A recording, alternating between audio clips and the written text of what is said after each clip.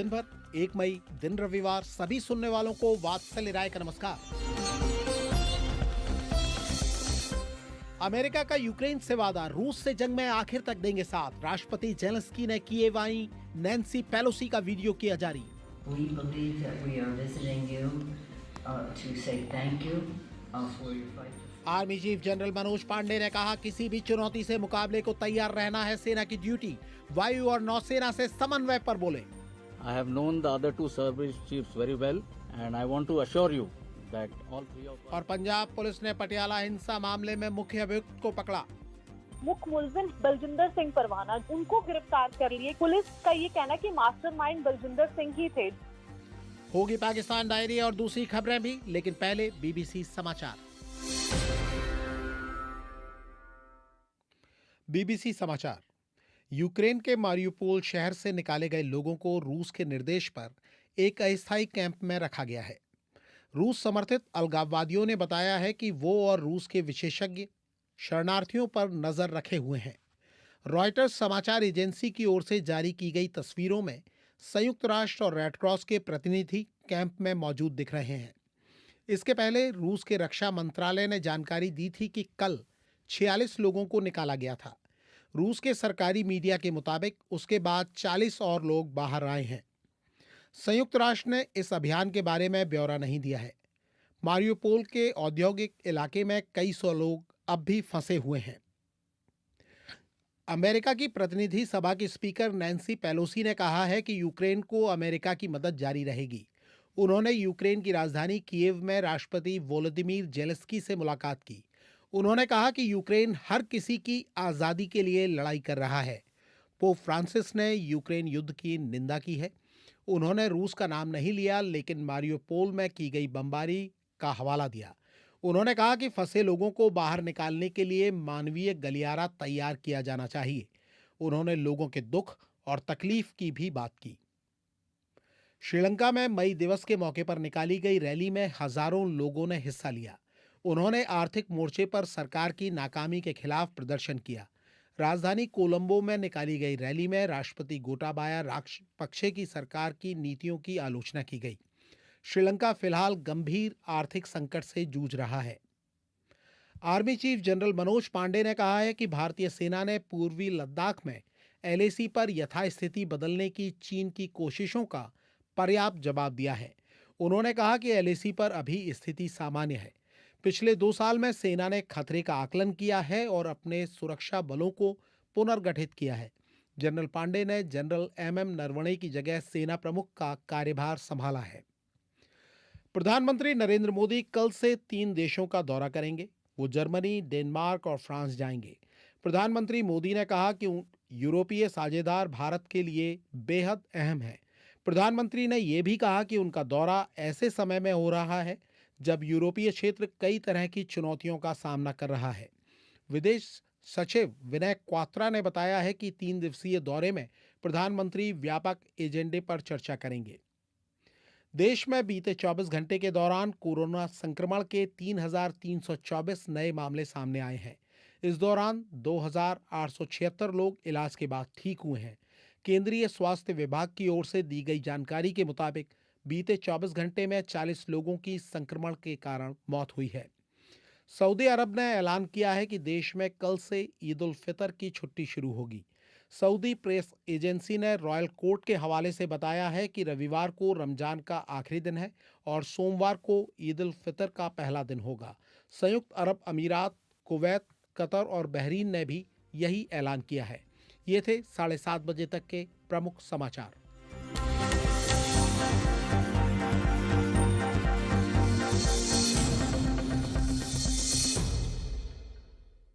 BBC Hindi के digital bulletin दिन भर के साथ फेसबुक और यूट्यूब पर जुड़े सभी श्रोताओं का अभिवादन।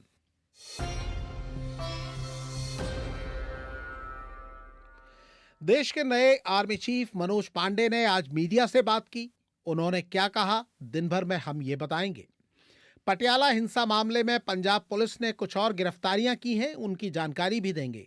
बात पाकिस्तान की भी होगी, जहां पूर्व प्रधानमंत्री इमरान खान के खिलाफ ईश निंदा के मामले में एफआईआर दर्ज कराई गई है। आज मजदूर दिवस है। ये दिन अब कितना प्रासंगिक है, इस बारे में सुनाएंगे एक रिपोर्ट। बात आईपीएल की भी होगी, लेकिन सबसे पहले बात करते हैं यूक्रेन की। अमेरिका ने यूक्रेन को भरोसा दिया है कि रूस के खिलाफ लड़ाई खत्म होने तक वो उसे सहयोग देता रहेगा। अमेरिका की प्रतिनिधि सभा की स्पीकर नैन्सी पेलोसी यूक्रेन की राजधानी कीव पहुंची थीं। उन्होंने कहा कि अमेरिका यूक्रेन की जीत तक उसके साथ है और आगे भी बना रहेगा। जर्मनी ने भी यूक्रेन को मदद देने की बात की है। वहीं पोप फ्रांसिस ने एक बार फिर शांति की अपील की है। पूरी रिपोर्ट सुनिए बीबीसी संवाददाता नवीन नेगी से। अमेरिका की प्रतिनिधि सभा की स्पीकर नैन्सी पेलोसी ने कहा है कि यूक्रेन हर किसी की आज़ादी के लिए लड़ रहा है। नैन्सी पेलोसी ने यूक्रेन के राष्ट्रपति वोलोदिमीर ज़ेलेंस्की से कहा कि उनके देश को अमेरिका का सहयोग मिलता रहेगा। We believe that we are visiting you. Nancy Pelosi कह रही थीं कि हम मानते हैं कि हम आज़ादी के लिए लड़ाई को लेकर आपको शुक्रिया कहने के लिए यहाँ का दौरा कर रहे हैं। आपकी लड़ाई हर किसी के लिए है, इसलिए ये हमारी प्रतिबद्धता है कि हम लड़ाई खत्म होने तक आपका साथ देते रहें।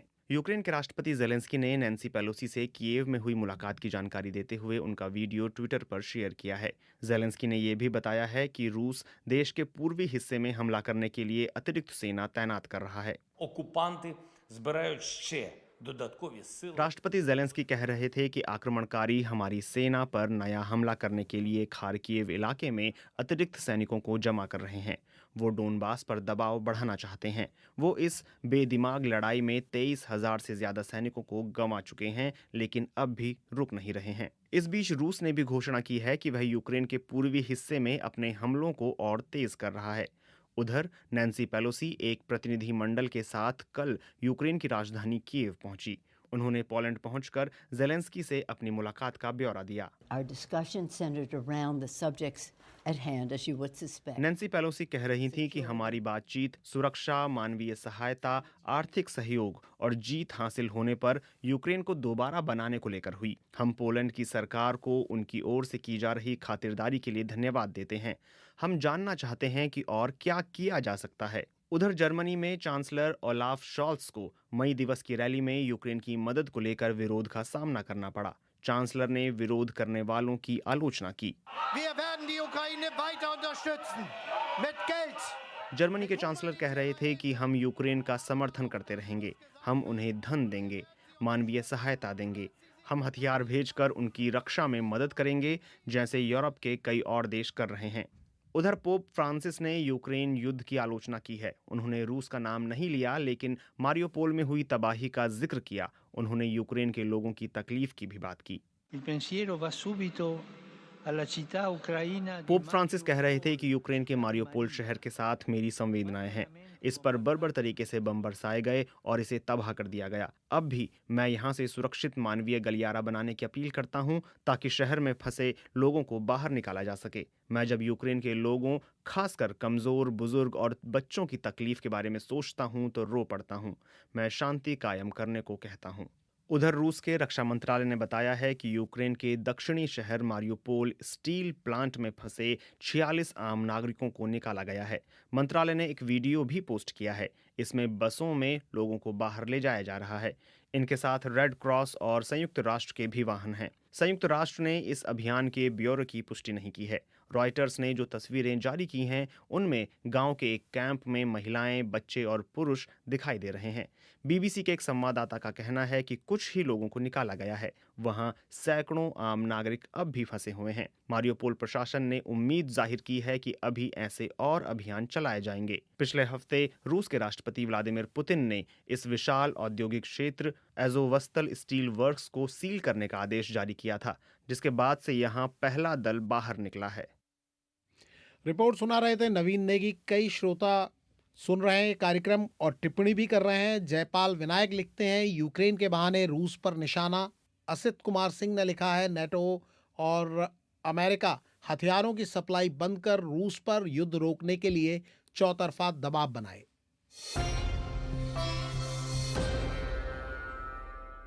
और अब रुख भारत का करते हैं। देश के नए army chief general Manoj Pande ने आज बदलती भू राजनीतिक स्थिति की बात की और कहा कि सेना की ड्यूटी है कि वो किसी भी चुनौती से मुकाबले को तैयार रहे।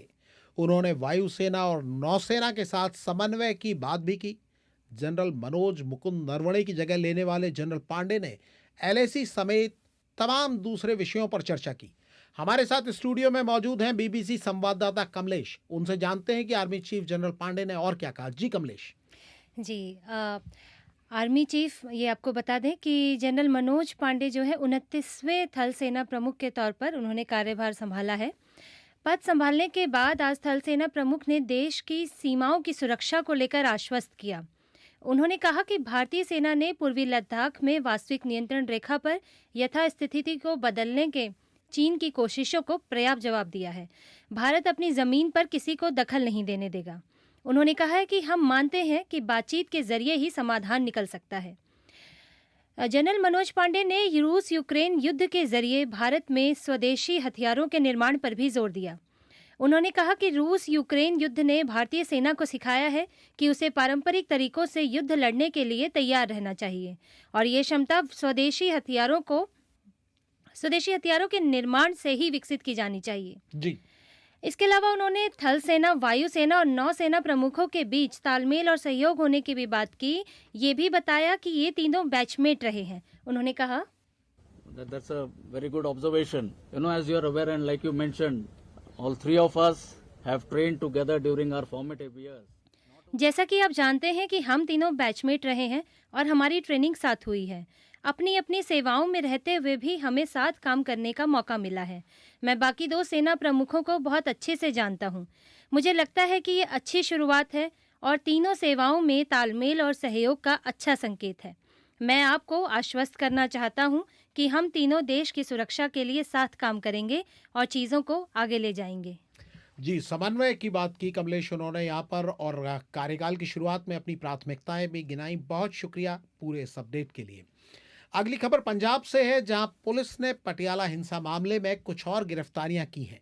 इस बारे में जानकारी के लिए मैंने अब से कुछ देर पहले बात की पंजाबी सेवा की अपनी सहयोगी मनप्रीत कौर से। 29 अप्रैल को घटनाक्रम हुआ है। इसमें आज के दिन भर की अगर बात की जाए तो माहौल काफी शांत रहा। पुलिस काफी चौकस रही, प्रशासन काफी चौकस रहा और प्रशासन की ओर से लगातार 30 मीटिंग दिन भर की गई और प्रशासन का ये भी दावा रहा कि हमने सारी स्थिति जो है कंट्रोल कर ली, अब चीजें बिल्कुल ठीक ठाक हैं। सुबह 11 बजे पटियाला के अभी नियुक्त हुए आईजी मुखविंदर छिन्ना से उन्होंने बीबीसी न्यूज के साथ बात करते हुए बताया कि पटियाला पुलिस ने 29 अप्रैल को ये जो हिंसक घटनाक्रम हुआ था उसके संबंध में जो मुख्य मुलजिम है बलजिंदर सिंह परवाना, जो कि सिख धर्म के प्रचार करते हैं और साथ ही साथ टकसाली आगू हैं, उनको गिरफ्तार कर लिए। क्योंकि पुलिस का ये कहना है कि मास्टरमाइंड बलजिंदर सिंह ही थे, जो तमाम जो सिख जथेबंदियों के जो आगू हैं उनको भड़का रहे थे, उकसा रहे थे, झड़प के लिए, लड़ाई के लिए आगे कर रहे थे। और अश्विनी कुमार, जिनको गग्गी पंडित के नाम से जाना जाता है, उनकी भी अरेस्ट डाल दी गई और उनकी अरेस्ट इसी वजह से हुई है क्योंकि सोशल मीडिया पे काफी भड़काऊ कमेंटिंग उनकी ओर से की जा रही थी, जिस वजह से उन्हें गिरफ्तार किया गया। और जो परवाना की सीधी सीधी लड़ाई थी वो हरीश सिंगला, जो कि शिवसेना के नेता हैं, उनके साथ काफी लंबे समय से चल रही थी और इसी वजह से हरीश सिंगला को तो पहले ही पुलिस ने गिरफ्तार कर लिया था। जब 3 पहले गिरफ्तारी हुई तो हरीश सिंगला, दलजीत सिंह और कुलदीप सिंह की हुई थी। तो पुलिस यही दावा कर रही है कि ये सब लोग हैं जो पटियाले का और पंजाब का माहौल खराब करने की कोशिश कर रहे थे, लगातार सोशल मीडिया पे भड़काऊ जो है पोस्टें डाल रहे थे, तो इसी वजह से ये माहौल खराब करना चाहते थे कुछ शरारती अंसर थे। और पुलिस ने आज यही अपील की है कि फेक न्यूज और इस तरह के अफवाहों से आप सारे दूरी बना के रखें। तो ऐसे ही जैसे पहले 3 गिरफ्तारी हुई है, आज 6 और गिरफ्तारियों का जो है वेरवा पुलिस की ओर से दिया गया है। जानकारी दे रही थी मनप्रीत कौर। महाराष्ट्र के मुख्यमंत्री और शिवसेना के अध्यक्ष उद्धव ठाकरे ने आज कहा है कि बीजेपी ने उनके पिता और शिवसेना के संस्थापक बाल ठाकरे को धोखा दिया है। उद्धव ठाकरे ने यह भी कहा है कि बीजेपी हिंदुत्व की आड़ में खेल खेल रही है और वो उसे नजरअंदाज नहीं करेंगे। उद्धव ठाकरे ने महाराष्ट्र नवनिर्माण सेना के अध्यक्ष और अपने चचेरे भाई राज ठाकरे पर भी हमला किया है परोक्ष रूप से, और कहा है कि वो हिंदुत्व के नए खिलाड़ियों पर ध्यान नहीं देते हैं। राज ठाकरे आज एक रैली करने वाले हैं औरंगाबाद में, और औरंगाबाद से ही हमारे साथी मराठी सेवा के श्रीकांत बांगले हमारे साथ इस समय फोन लाइन पर जुड़े हुए हैं। जी श्रीकांत, क्या चल रहा है वहाँ, कितनी देर में रैली शुरू हो रही है? भाई अभी मैं औरंगाबाद में राज ठाकरे जी की रैली कवर करने आया हूँ और काफी सारी भीड़ हुई है यहाँ इकट्ठा उनको सुनने के लिए। औरंगाबाद और इस रैली का एक ऐतिहासिक महत्व भी है क्योंकि बाला साहब ठाकरे ने इसी जगह से, जहाँ से राज ठाकरे आज रैली कर रहे हैं, उसी जगह से औरंगाबाद का नामांकन संभाजीनगर करने की मांग रखी थी जी। तो उद्धव ठाकरे जी ने आज जो टीका की है राज ठाकरे के ऊपर, अपने चचेरे भाई के ऊपर की वो हिंदुत्व की राह पर नहीं चल रहे हैं, तो मैंने कुछ लोगों से यहाँ जो मंच के महाराष्ट्र में युवा सेना के सपोर्टर है राज ठाकरे के, उनसे बात की। उन्होंने कहा कि हमने हमारी कोई भी भूमिका नहीं बदली है। पहले भी राज साहब ठाकरे जो है वो जो मस्जिद से लाउड स्पीकर होते थे उससे बात करते थे, पर शिवसेना ने अपना स्टैंड बदला है। हिंदुत्व को अपोज करने वाले जो पक्ष है उनमें राष्ट्रवादी कांग्रेस होगी शरद पवार का, कांग्रेस होगा तो जो इंडियन नेशनल कांग्रेस है उनके साथ सत्ता स्थापन की है। तो हमने तो कोई भूमिका नहीं बदली तो शिवसेना ही है, शिवसेना ही बदली है, उनका ये कहना है। श्रीकांत, आपके पीछे से रैली की आवाज आ रही है, हम अपडेट लेंगे आपसे बाद में। फिर हम बता दें अपने श्रोताओं को कि वो bbchindi.com पर आकर इस खबर के बारे में कुछ देर के बाद जब राज ठाकरे बोलेंगे तो विस्तार से जानकारी ले सकते हैं। श्रीकांत, बहुत शुक्रिया आपका। और अब बात करते हैं पाकिस्तान की, जहां पूर्व प्रधानमंत्री इमरान खान और उनकी पार्टी पीटीआई के 100 अन्य नेताओं के खिलाफ ईश निंदा का मामला दर्ज किया गया है। पाकिस्तान पुलिस के मुताबिक बीते दिनों सऊदी अरब के मदीना में देश के पीएम शहबाज शरीफ के खिलाफ जो नारेबाजी की गई थी उसे लेकर यह केस दर्ज किया गया है। इस मामले में ज्यादा जानकारी दे रहे हैं बीबीसी संवाददाता अभय कुमार सिंह। पाकिस्तान पुलिस के मुताबिक पूर्व प्रधानमंत्री इमरान खान और 100 अन्य लोगों के खिलाफ आरोप लगाया गया है कि उन्होंने मदीना की मस्जिद ए नबवी की पवित्रता और कुरान में कही गई बातों का उल्लंघन किया है। पाकिस्तान की फैसलाबाद पुलिस ने बताया है कि इस मामले में नईम भट्टी नाम के व्यक्ति की शिकायत पर केस दर्ज किया गया है। पाकिस्तान के प्रधानमंत्री शहबाज शरीफ अपनी कैबिनेट के मंत्रियों के साथ 3 दिन के दौरे पर सऊदी अरब पहुंचे थे।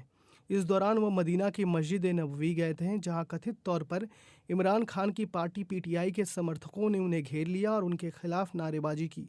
पाकिस्तान पुलिस के मुताबिक इमरान खान और दूसरे लोगों के खिलाफ की गई शिकायत में आरोप लगाया गया है कि सऊदी अरब में पाकिस्तानी चरमपंथियों का एक दल भेजा गया था। ये दल ब्रिटेन से इसी गतिविधि में हिस्सा लेने सऊदी पहुंचा था और इसके सबूत पूछताछ के दौरान सौंपे जाएंगे। फैसलाबाद पुलिस ने बताया है कि केस दर्ज कर लिया गया है और अब इसकी जांच की जाएगी। उसके बाद तय किया जाएगा कि इस मामले को खारिज करना है या नहीं। इससे पहले सऊदी के मदीना शहर में पुलिस ने पुष्टि की थी कि पैगंबर की मस्जिद में गुरुवार की घटना के संबंध में 5 पाकिस्तानी नागरिकों को हिरासत में ले लिया गया था। इस वाकये से जुड़े कई वीडियो सोशल मीडिया पर पोस्ट किए गए। वीडियो में सुना जा सकता है कि उनके खिलाफ लोग चोर चोर के नारे लगा रहे थे।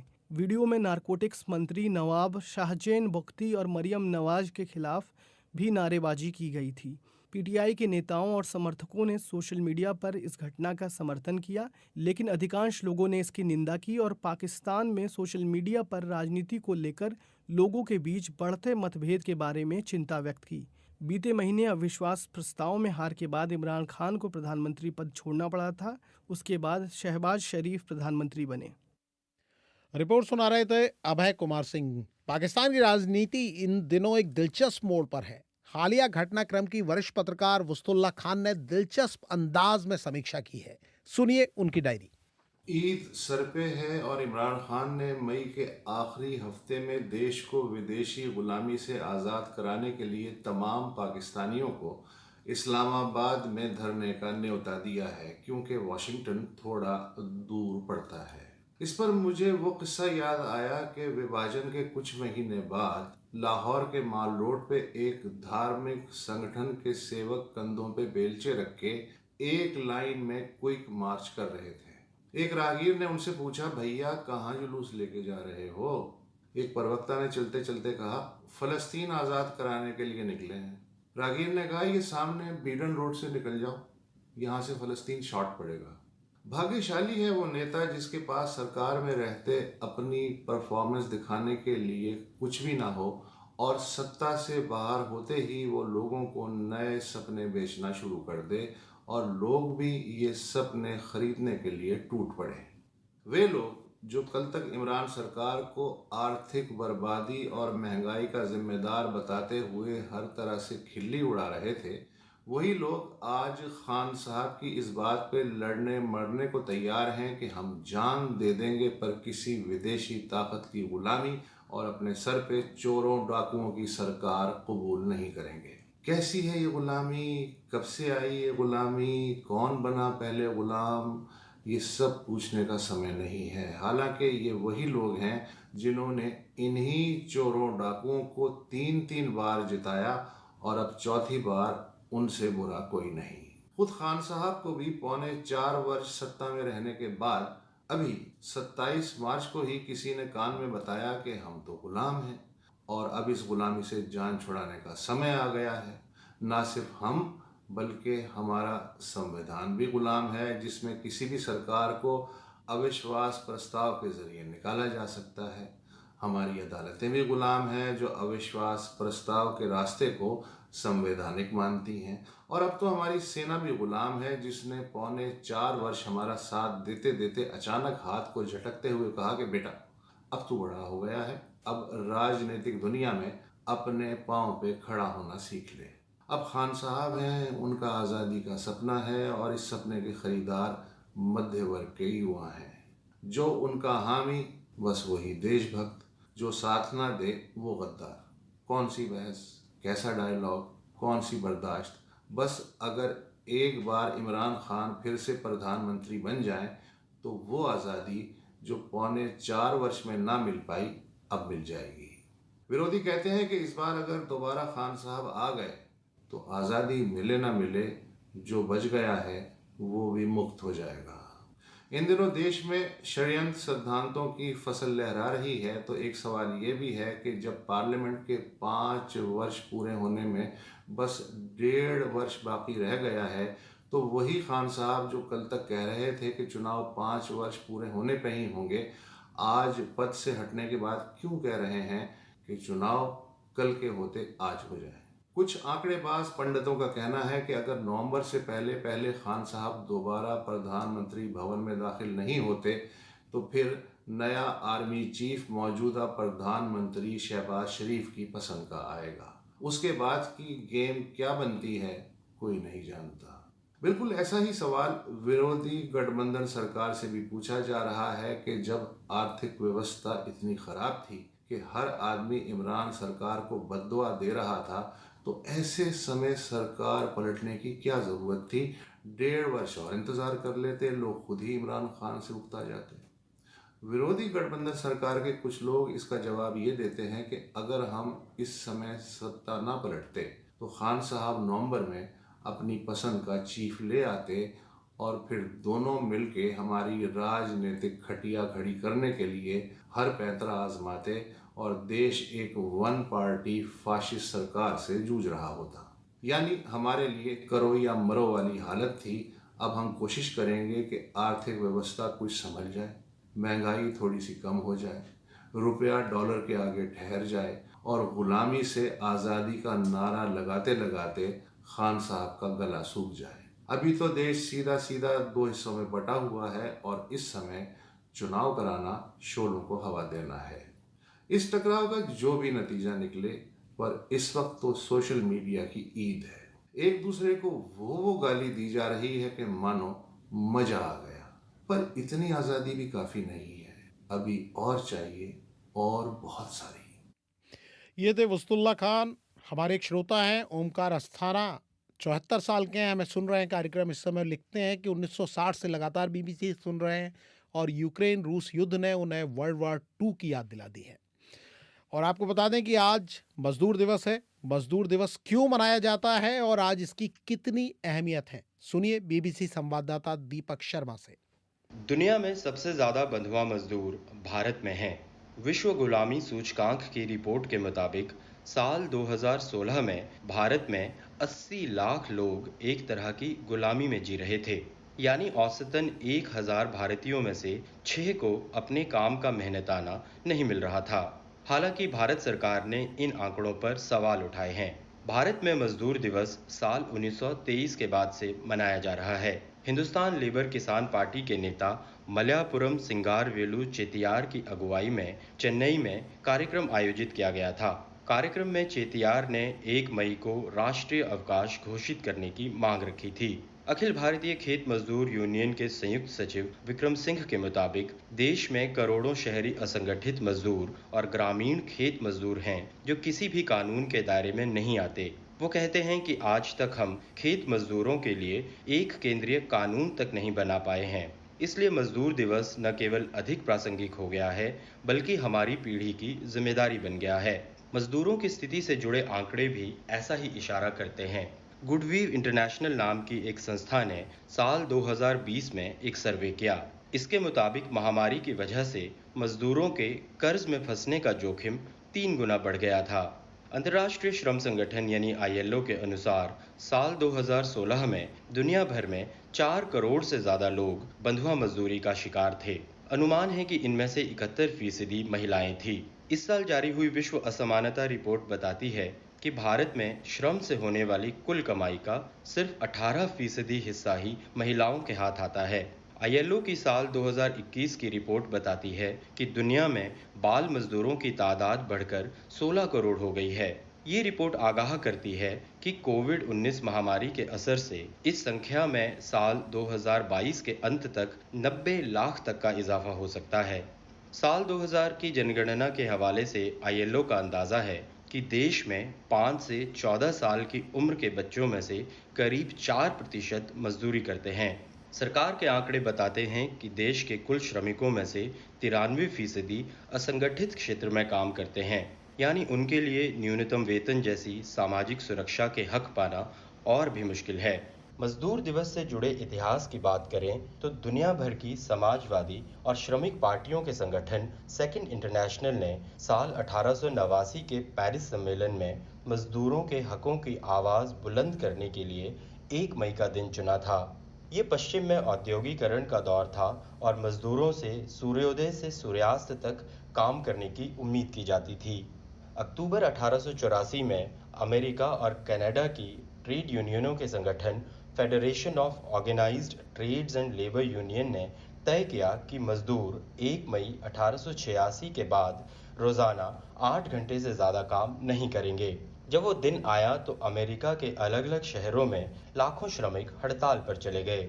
इन विरोध प्रदर्शनों के केंद्र में शिकागो था।